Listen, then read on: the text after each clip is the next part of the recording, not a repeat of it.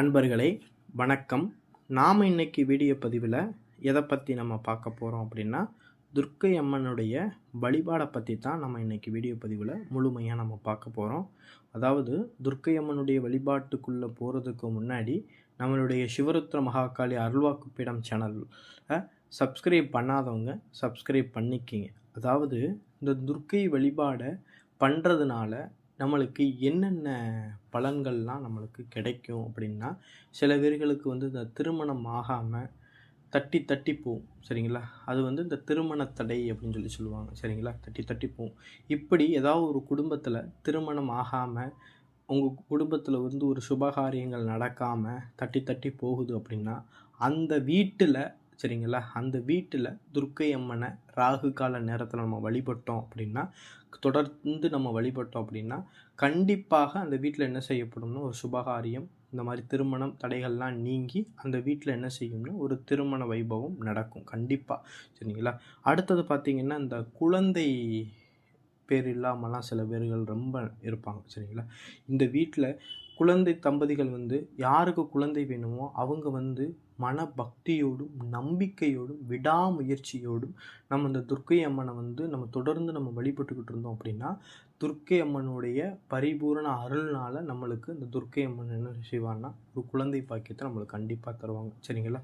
அதே போல் இந்த கடன் பிரச்சனை இருக்குது, ரொம்ப கழுத்தை நெரிக்கிற அளவுக்கு கடன் பிரச்சனை இருக்கிறவங்க சரிங்களா, எதிரிகள்னால ரொம்ப பிரச்சனையாக இருக்கிறவங்க, இந்த சர்பதோஷம், குலதெய்வ சாபம், பிரேத சாபம் சரிங்களா, பிரேத சாபம், இந்த மாந்திரீக பிரச்சனைகள், இந்த வீட்டில் ஏதாவது தீய சக்திகள் இருந்துக்கிட்டு எங்களுக்கு தொந்தரவு கொடுக்குது அப்படிங்கிறவங்க, இந்த ஏவல் பில்லி செய்வனை சூனியம், இந்த மாதிரி மாந்திரீக பிரச்சனை எப்பேற்பட்ட பிரச்சனைகளாக இருந்தாலும் சரிங்களா, எல்லா பிரச்சனைகளுக்குமே பலன் தரக்கூடிய நிவாரணம் தரக்கூடிய ஒரே ஒரு பரிகாரம் என்ன அப்படின்னா, இந்த துர்க்கை அம்மனுடைய ராகு கால வழிபாடு தான் சரிங்களா.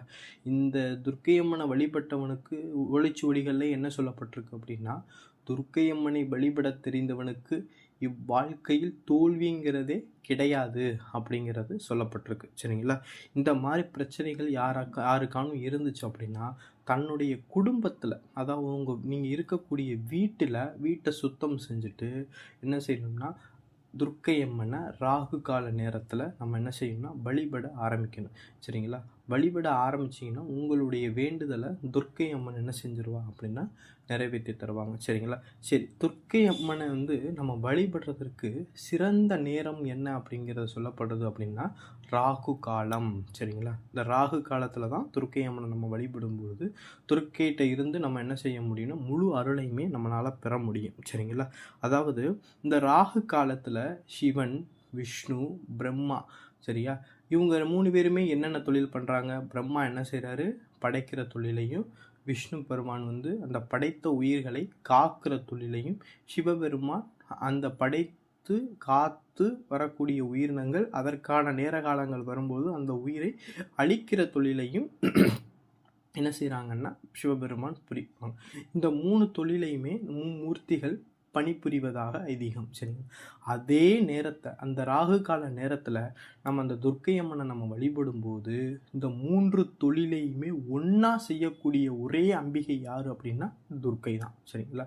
3 வேலையுமே ஒருத்தியாக நின்று செய்வா சரிங்களா. அவள் யார் அப்படின்னா துர்க்கை தேவி சரிங்களா. இந்த துர்க்கை அம்மனை நம்ம இந்த மாதிரி ராகு கால நேரத்தில் நம்ம வழிபட்டோம் அப்படின்னா முழு பலனையுமே நம்மளால் பெற முடியும். நம்மளுக்கு எப்பேற்பட்ட கஷ்டத்தில் இருந்தும் வலி நிவாரணம் கிடைப்பதற்கான வழி இதுதான் சரிங்களா. அடுத்தது பார்த்திங்கன்னா, இந்த துர்க்கை அம்மனை எந்த நாட்களில் நம்ம நம்மளுடைய வீட்டில் வழிபடலாம் அப்படின்னா எந்த நாட்களில்,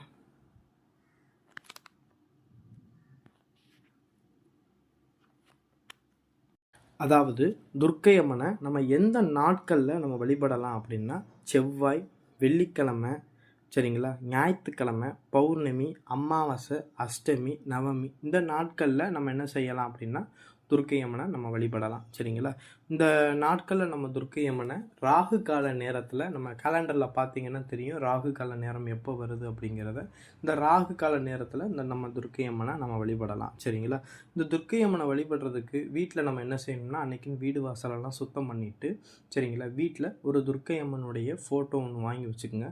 துர்க்கை அம்மனுடைய ஃபோட்டோ வாங்கி வச்சுக்கிட்டு அந்த துர்க்கை அம்மனுக்கு உங்கள் ராகு கால நேரம் வர்ற அன்னைக்குன்னு வீட்டில் ஒரு மண் அகல் விளக்கில் சுத்தமான பசு நெய் ஊற்றி தீபம் போட்டுட்டு அந்த தெய்வத்துக்கு உங்களால் முடிஞ்ச என்ன நெய்வேத்தியம் இருந்தாலும் சரி, ஒரு டம்ளர் பாலாக இருந்தாலும் சரி, இல்லை எதுவுமே முடியலையா ஒரு டம்ளர் தண்ணி வச்சு நீங்கள் என்ன செய்கிறீங்கன்னா, எலும்புச்சம்பழம் தெரியுங்களா, எலும்புச்சம்பழம் சரிங்களா, அந்த எலும்புச்சம்பழம் விளக்கு, எலும்புச்சம்பழத்தில் 9 விளக்கு நெய் தீபம், எலும்புச்சம்பழத்தை புழிஞ்சிட்டு அதை திருப்பி நம்ம திரி போட்டு பசு நெய் ஊற்றி அதே மாதிரி 9 எலுமிச்சம்பழம் விளக்குகள் ஏற்றி நம்ம என்ன செய்யணும்னா துர்க்கை அம்மனை வழிபடணும் சரிங்களா. இது மாதிரி வழிபடணும்.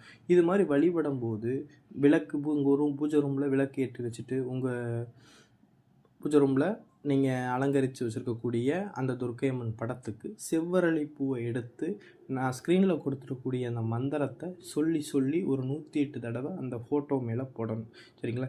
இதே மாதிரி உங்களுடைய வேண்டுதலையும் பிரார்த்தனையும் மனசில் நினச்சிக்கிட்டு நான் சொன்ன மாதிரி இந்த துர்க்கை அம்மனுடைய மந்திரத்தை சொல்லி அரளிப்பூவை எடுத்து அந்த துர்க்கை அம்மன் ஃபோட்டோவில் போட்டு நீங்கள் இதே மாதிரி வழிபடணும் சரிங்களா. நீங்கள் இதை எத்தனை நாளைக்கு செய்யணும் அப்படிங்கிறது, இது சுவடிகளில் இத்தனை நாளைக்கு அப்படிங்கிறது சொல்லப்படலை சரிங்களா. அதனால் உங்களுடைய பிரார்த்தனை நிறைவேற வரைக்கும் வெள்ளிக்கிழமையும் செவ்வாய்க்கிழமையும் வரக்கூடிய ராகு கால பூஜையை நீங்கள் உங்கள் வீட்டில் உங்கள் குடும்பத்தில் உங்கள் இல்லத்தில் நீங்கள் இருந்தே நீங்கள் என்ன செய்யுங்கன்னா பண்ணுங்கள். இதற்காக நம்ம கோயிலில் தான் போய் பண்ணணும் அப்படிங்கிற அவசியம் கிடையாது. உங்கள் வீட்டில் நீங்கள் பண்ணும்போது அந்த வீட்டில் இருக்கக்கூடிய கெட்ட சக்திகள், தீய சக்திகள், நெகட்டிவ் எனர்ஜி எல்லா விஷயமே வெளியே போய் உங்கள் குடும்பத்தில் இருக்கக்கூடியவங்களை எல்லாத்தையுமே வளமையோடும் செல்வ செழிப்போடும் வாழ வைக்கிறதுக்கு இந்த துர்க்கை அம்மனுடைய வழிபாடு மிக சிறந்த வழிபாடாக இருக்கும் சரிங்களா. அதனால் எல்லாருமே இந்த விஷயங்களை பண்ணும். அதனால தான் இந்த துர்க்கை அம்மனுடைய வழிபாடை பார்த்தீங்கன்னு வச்சுக்கோங்க, எல்லா மாந்திரிகருமே கட்டாயம் இந்த துர்க்கை அம்மனோட வழிபாடை பண்ணுவாங்க. ஏன்னு வச்சுக்கோங்க, நம்ம செய்யக்கூடிய ஒவ்வொரு மாந்திரிக விஷயத்துலையுமே எதிர்விளைவுன்னு சொல்லிட்டு ஒன்று இருக்கும் சரிங்களா. நம்ம நல்லது செஞ்சாலும் அதை கெடுக்கிறக்கூடிய எதிர்விளைவு நம்மளை என்ன செய்யும், பிரச்சனை கொடுக்கும். அப்போனா இந்த மாதிரி எதிர்விளைவுலாம் நம்மளை தாக்காமல் இருக்கிறதுக்கு இந்த துர்க்கை அம்மனை நம்ம வழிபட்டோம் அப்படின்னா அதெல்லாம் கட்டுப்படுத்தி நம்மளை என்ன செஞ்சோன்னா காத்தருள் புரிவா சரிங்களா. அப்பேற்பட்ட சக்தி ஒரே ஒரு தெய்வத்துக்கு மட்டும்தான் இருக்குது. அது யார் அப்படின்னா துர்க்கை சரிங்களா. அதனால தான் இன்றைக்கும் சரி மாந்திரிகர்களும் சரி விவரம் தெரிஞ்ச எல்லாருமே துர்க்கையுடைய வழிபாடை பண்ணுவாங்க. இந்த வட மாநிலங்கள்லாம் பாருங்களேன், துர்க்கை அம்மனுடைய வழிபாடை கட்டாயமே பண்ணுவாங்க சரிங்களா. அதனால் எல்லாருமே இந்த வழிபாடுகளை பண்ணுங்கள். இந்த வீடியோ பதிவு பிடிச்சிருந்துச்சு அப்படின்னா நம்மளோட சிவரத்ன மகாகாளி அருள்வாக்கு பீடம் சேனலை சப்ஸ்கிரைப் பண்ணாதவங்க சப்ஸ்கிரைப் பண்ணிக்கிங்க. நன்றி, வணக்கம்.